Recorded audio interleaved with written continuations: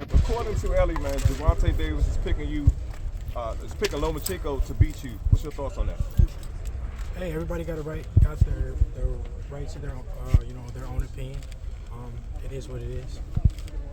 I was picking. I wouldn't say I was picking Ryan, but I was somewhat picking Ryan. I was saying that it would be a closer fight than what it was, and I was wrong. So I mean, it's about me going there and proving all the doubters and the non-believers wrong. Devin, in the build-up to this fight, you've said you want to end the career, push Vasily Lomachenko into retirement. Do you feel like this is a bit personal now?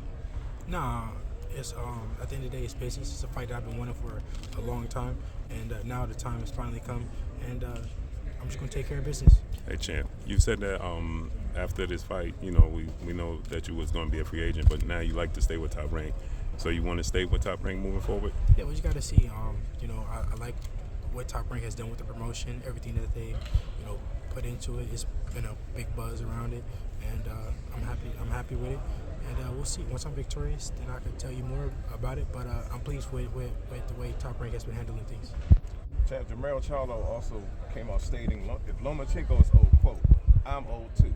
Charlo's picking Lomachenko to beat you. Does that surprise you? Like I said, whoever, everybody has a right to their own opinion. It's boxing. At the end of the day, I'm proved the non-believers and the people who's picking me to lose, I'm proving wrong. Devin, you've said that you didn't feel you was very impressed by Vasily's last performance. There's no doubting the ability he has, but do you feel like you're fighting a faded version of Lomachenko? No, we're prepared for the best Loma. We're prepared for it. We watched his best performances, and when he was at his best.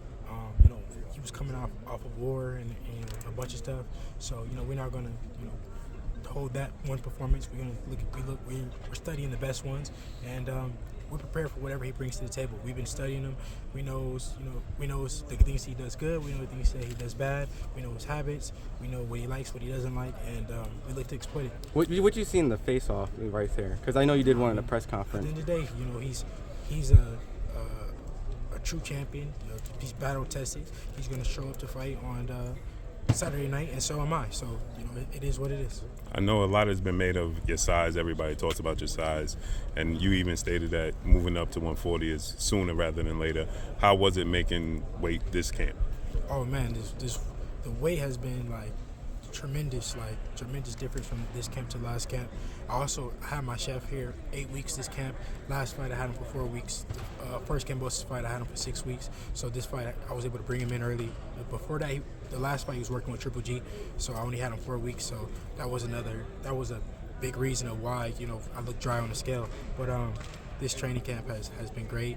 I've been very disciplined, and I'm prepared to make the weight healthy and come in strong on fight night. Devin, you're obviously a big guy for the weight, and a lot has been made about how much longer you feel you've got at the weight. With that in mind, you've mentioned the potential Shakur or Tank fights. Are they the only two you'd be tempted to stay at 135 for? And if so, what are 140? But you got to see. I'm not even focused on any of those fights right now. My main focus is Loma, being victorious, and then we can go from there. After Saturday night, once I'm victorious, I'll tell you what's next and how I felt and everything like that. My main focus is Lomachenko. That's the only person that I see.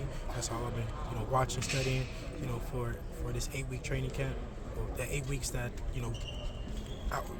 maybe it's like 9 weeks that we signed the fight or whatever, and I knew I was fighting, but I've been training for months. Would you say this is one of the best camps you had, and how do you feel physically after this? I feel great. I push myself like I do every camp. Like I said, I was a lot more disciplined this camp.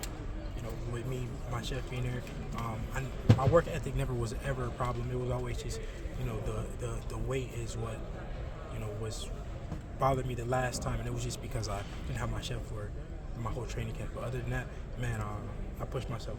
How important is it for you? Last question, guys. Hey, Deb, how important is it for you to have a pure dominant fight? Like when you went over to Australia, people said, hey, there could be a potential robbery. But, you fully dominated to the point there wasn't. In this same case, I know we saw the Rolly fight last week. Do you feel that you have to put on a 10, 11 round performance, or you feel the judges? My team is doing the right things to make sure the judges is everything. And, that's not my focus right now. My focus is going in there, putting on the best performance that I can. And being dominant as I can, and let the judges do their job. I'm gonna do my job and coming out with the W. You mentioned being dominant. Champ, everybody outside of yourself, the other top lightweights are all southpaws. Tank, Shakur, Loma. Yeah. You're the only orthodox fighter. Do you think you could pick up habits from this fight with Loma being skilled like he is? Yeah. Definitely. Every fight you gain experience. With him being a southpaw, him being tricky as he is and having as much skills, definitely can pick up some experience and some new tricks and use them against the other guys. But like I said, I gotta be victorious and win and get past Loma, and then we'll see what's next. Appreciate it. Thank you guys.